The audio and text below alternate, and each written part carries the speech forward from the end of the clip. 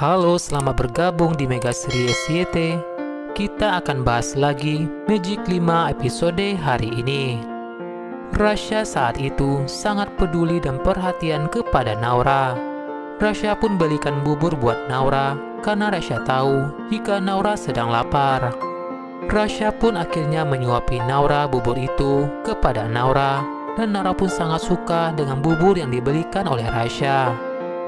Naura pun juga menyuapi Rasha karena Naura ingin Rasha juga mencicipi bubur yang dibelinya itu.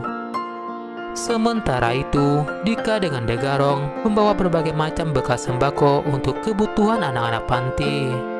Mereka dengan sengaja meletakkan barang-barang itu di depan panti agar pihak panti tidak tahu jika dibantu oleh Degarong. Mereka pun hanya menuliskan sebuah pesan kepada panti itu agar sembako itu digunakan untuk keperluan anak-anak panti. Ternyata surat itu ditulis oleh Beto Degarong. Mereka pun sangat senang sembako itu sudah diterima oleh pihak panti.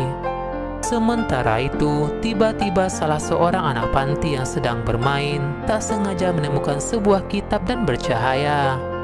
Saat anak panti itu memegang kitab itu, anak itu pelantas terpental dan merintih kesakitan di tangannya.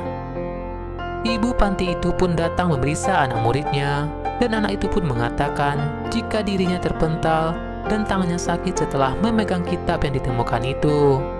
Ibu panti pun memutuskan untuk memeriksa kitab itu dan berniat untuk mengambil kitab itu. Namun aksi ibu panti itu dihentikan oleh Degarong karena tak ingin ibu panti itu bernasib sama dengan anak panti itu. Anak panti pun sempat ketakutan melihat Degarong dan berpikir mereka jahat. Degarong pun menjelaskan kepada mereka jika mereka adalah orang baik dan akan membantu mereka untuk memeriksa kitab itu. Degarong pun baru pertama kali melihat buku atau kitab itu dan bercahaya. Dika pun lantas minta ketiga Om Degarong itu untuk mengambil kitab itu. Namun mereka bertiga malah terpental saat menyentuh kitab itu.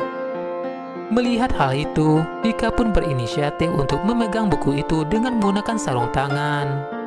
Dan akhirnya Dika pun berhasil memegang buku itu. Ternyata buku itu adalah sebuah kitab langka, Ajian Pancasona, kitab yang dicari-cari oleh Mbah Gono dan Praja. Degarong pun berniat untuk menjual kitab itu dan menyumbangkan uangnya ke panti asuhan. Sementara itu, anak buah Mbah Gono pun berhasil menemukan kitab sakti yang telah dipegang oleh Dika dan Degarong. Anak buah Mbah Gono pun beritahu Praja dan Mbah Gono jika kitab itu sedang dipegang oleh Degarong. Mengetahui hal itu, Praja dan Mbah Gono pun berniat untuk merebut kitab itu dari Degarong. Semoga saja Praja tidak berhasil mendapatkan kitab itu dari tangan Degarong.